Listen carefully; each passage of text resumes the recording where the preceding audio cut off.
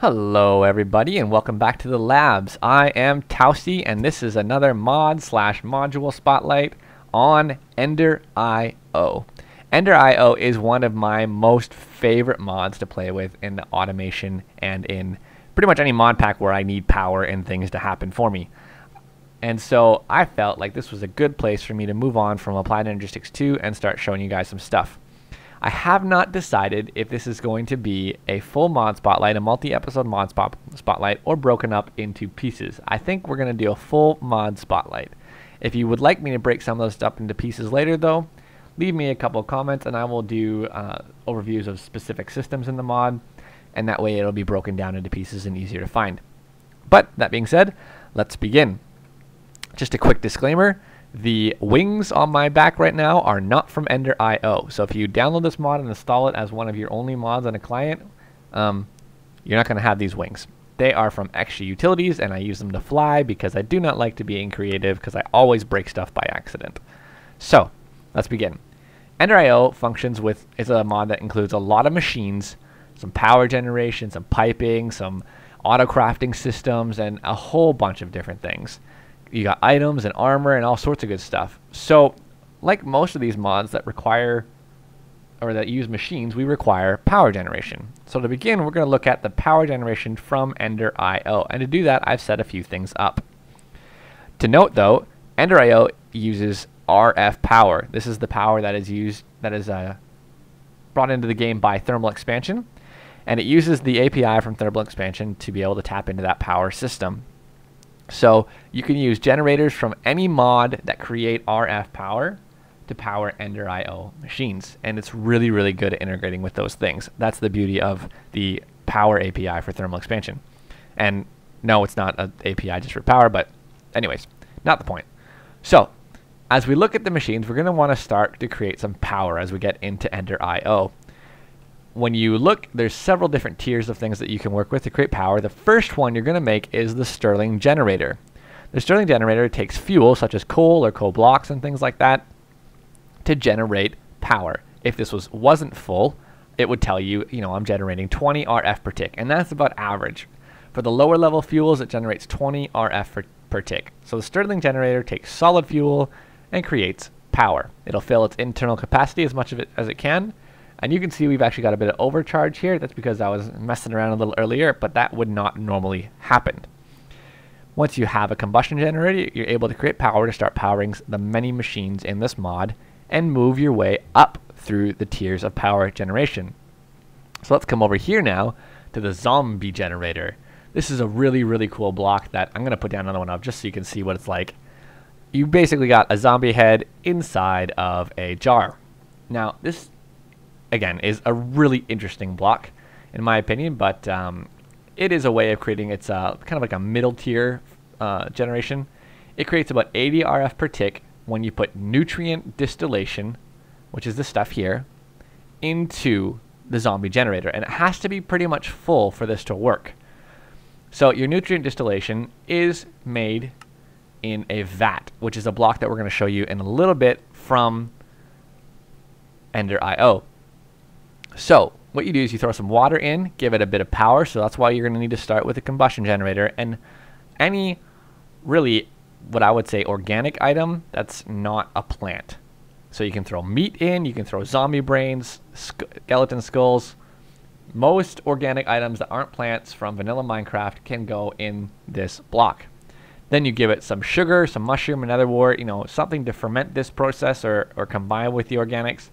And you get this nutrient distillation fluid. Then you can pump it into these guys here and you'll start generating electricity or RF.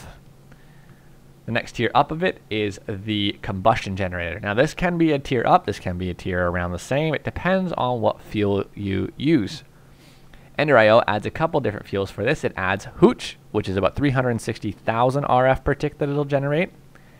It adds rocket fuel, which is about 1,120,000 RF per tick, and it adds fire water, which is about 1.2 million RF per tick. All of these are made in the vat. So in a couple of seconds, I will show you the vat.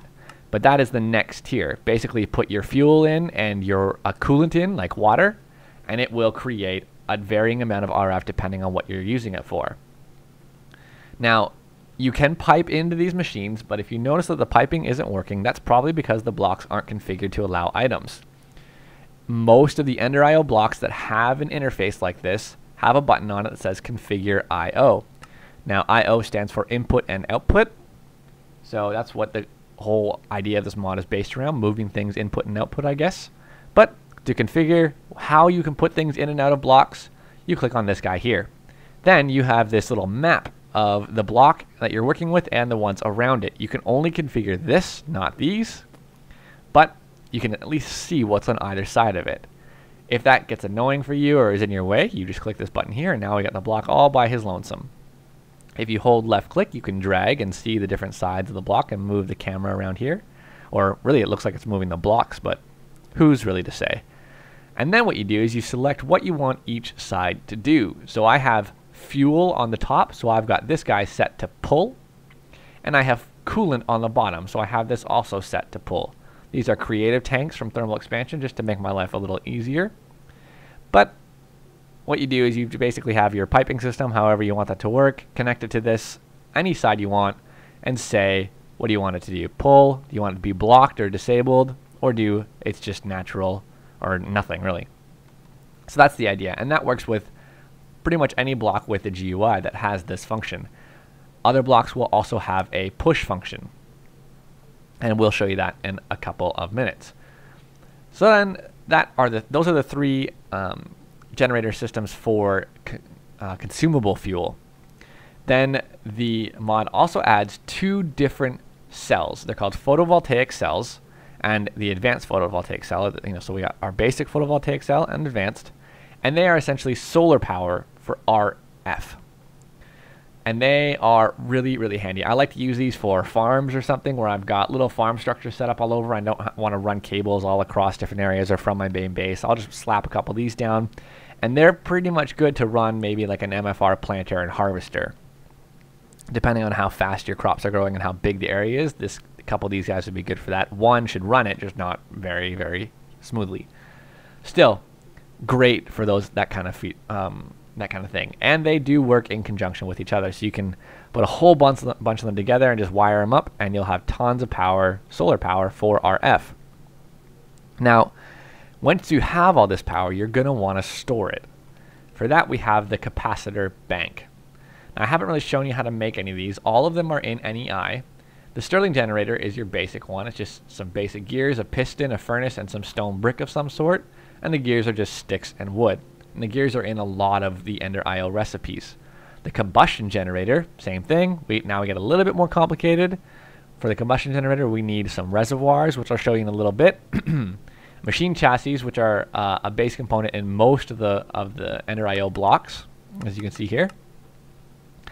You need some basic gears again, and a basic capacitor, and some electrical steel. I will show you all of these things in a little bit, but the machine chassis is just some iron with some iron bars, which is more iron.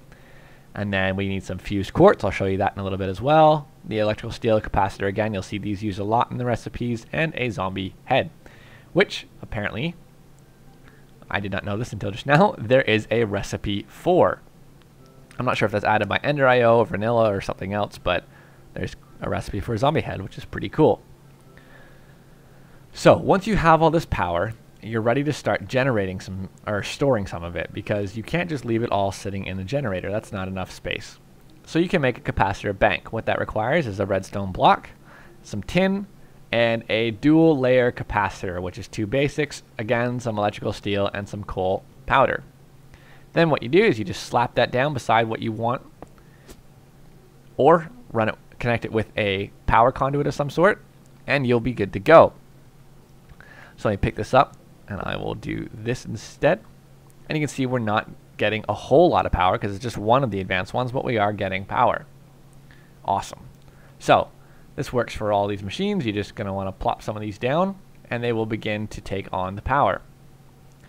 What's really cool about these cells is you get to type in how you want the max input and output. So you can use them to sort of throttle the amount of power going through your network of power if you'd like to. You can configure what sides they use, are pushing or pulling, or just disable sides of them. You can charge items in them, and you can make them a giant multi-block battery. So as I go across here, you'll see all of these connect to have an accumulated max input and output. There's 6 of them. They give 1,000 each. And so you get 6,000 input and output of RF per tick. And it will store as one large bank. If I break one off with a wrench, which is just shift right click, you'll see it break and it goes down. But it reserves a bunch of its power in each one. Awesome. So you could go to town and make your base walls out of a battery and be able to have everything up against them and power them. And that would be really, really, really expensive, but kind of a neat way to build a base. And there we go. That's one cell now. Simple enough. What you can also do is change the redstone control and how you want this to interact with redstone. Capacitors in EnderIO are amazing. So the other thing you have when you come to these capacitors, which is what I'm going to start showing you now, are these single or basic capacitors, double layer capacitors, and octadic capacitors. These serve a couple of functions beyond crafting recipes. They are upgrades for the armor and items at times that EnderIO adds that we'll go over in a second.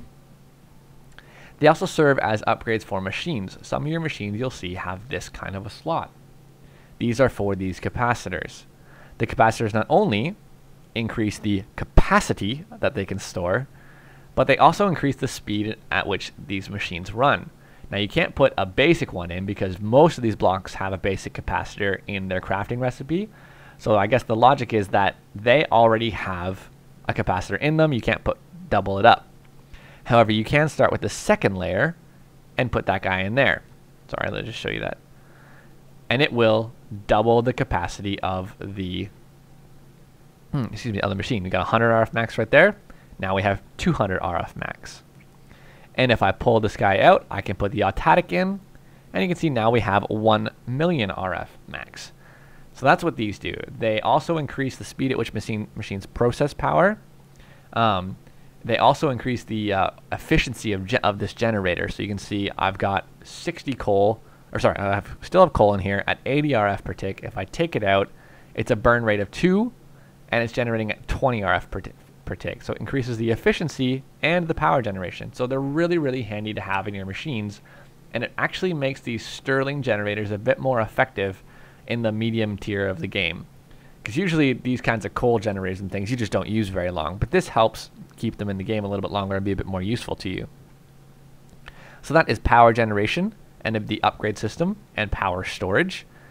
So now let's look at what is my favorite part of this mod, the conduits. So say you want to move power around your base and you don't just want to slap these capacitor banks down. Well, we have some energy conduit for that. There are 3 tiers of conduits. They require some conduit binders and an alloy of some sort. The basic ones need conductive iron. The middle tier need energetic alloys. And the highest tier need vibrant alloys. I'll show you how to make all those in a few minutes. But they all serve the same function. They store and move a bit of power around your base. The middle or the high tier moves 20,000 RF per tick, and that's an insane amount, and it is so handy at times because a lot of other mods have some smaller limits. This lets you move a ton of power really quickly around your base. So I'm just going to use them for our demonstration purposes, but the conduits in this, all of them work the same way. Just all you're changing is the color of them and how much power they transfer. So I've got all my power generation coming into this here. And just to speed it up a little bit, I'm actually going to do this. I'm just going to plop some of these guys on here. That does not need to be there. All right, that'll speed it up just a tad. So now we've got 1.8 million RF per tick in this machine. But this is just my generation station. I don't actually want to leave this here and leave the power here. I want it to be in my little base that's built out of these capacitors. So I'm going to take my energy conduit and just move it across here. Now, this might be kind of an odd model to you. I think it's a really cool model. It's not a massive cable like they normally are, but there is a reason for that. And I would have to double check with 1.7.10, but in 1.6, this scale, the size of this conduit, was actually something that was changeable in the config. So if you wanted a bigger pipe to work with, you could change the scale of the conduit within reason in your config file and say, no, I want this to be bigger. This is hard for me to work with, because the binding box is quite small. But there is a very, very good reason for that. So right now we'll see that we're getting all of that energy pumped into here.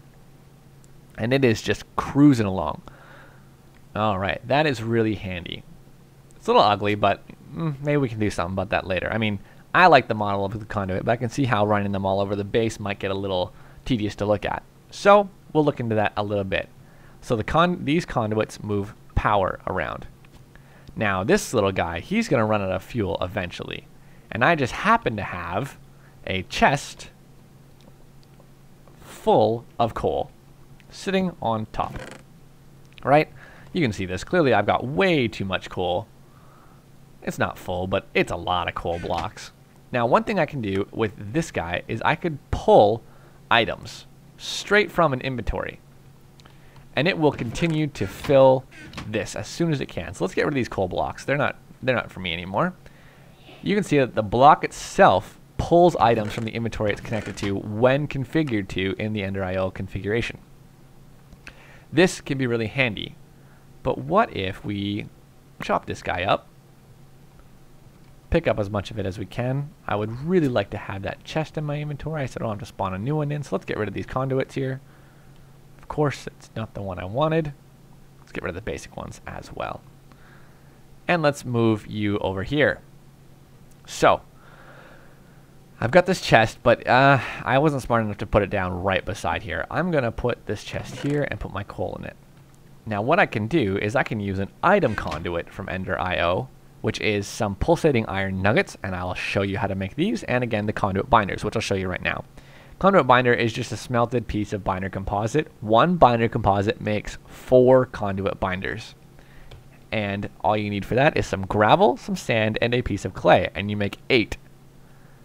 So you make 8 raw binder composite with 1 crafting recipe, and then 1 of those gets smelted into 4 binders. So this one recipe makes a ton of conduit binders, and I love it because you go through them so fast.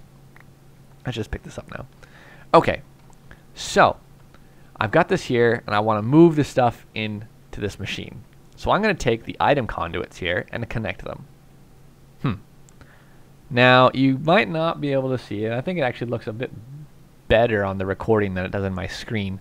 But there is a little red arrow on this, and there's a little red arrow here, pointing away from the blocks. So right now, this guy is set to extract, but so is this one. And if I right-click it, it tells me this item conduit has a connection to the west, and it is its extracting items have nowhere to go. Same thing here, right? Except it'll be the opposite direction. If I can get it to do it. There we go. Item conduit is connected to the east and has no valid outputs. So what we need to do is we need this to be an input. So you can use your wrench to cycle through by clicking actually on this little black area with the red arrow. It has to be there. It can't be here. It can't be here. It's very picky as to where you put it, and that's got a good reason as well. So if I right click on it, it now switched forward. Now it's off, and if I come and click on the end of this guy, right click it again, it'll come back to be both directions. So this is how it's set originally. You can see that it actually already worked, I think. No, it didn't. Okay. So what I'm going to do is you can also right click on this gray box to get this interface. Now, right now it's set to extract, which I like. We can change it to insert. We can change it, turn it off altogether, or make it input and output, which is really, really handy. But for now, I want it to be input. And that's really all I'm going to do with that. There's a spot for a filter upgrade here, and I will go over those a little bit later with the extraction. But I'm going to come over here. I want it to extract. I'm not really worried. I'm just putting coal in here, so I don't need to care about what it's taking out. I don't want it to be active or only extracting with a redstone signal, so I'm going to turn that off so it constantly works. So if I pull this out, you'll see, there we go. It's starting to populate. Not overly quick, but at a pretty good pace. Not bad at all. If you want to speed that up, you have these item conduit speed upgrades. Increases the speed by 4 items per extraction, and you can put up to 15 in there. They're made with some electrical steel. Again, I'll show you that in a minute. Some iron, a piston, and a redstone torch. They make 1 each. So if I just throw all of them in here that I can, there's 15. And now if I take out this coal, boom, 2 iterations and it's full. Alright guys, before I move on, I did not realize what time it was, but before I continue to show you the rest of the filters and the different things the conduits can do and all the other blocks in this mod, we're going to call it a break here for this episode. I will be back to finish off this mod spotlight for sure. But until next time, this has been part 1 of our mod spotlight on EnderIO for 1.7.10. And I hope that you guys have enjoyed this. If you have any questions about what we've covered so far, or anything that you can correct for me, or anything that you just want to say about the overview, feel free to leave me a comment. And if this helped you, just give me a like or a subscribe, and that'd be great, and just show me that you guys are enjoying these. But until next time, I have been Tousty. You have been watching Infinity Labs. Have a good day, everybody. Deuces.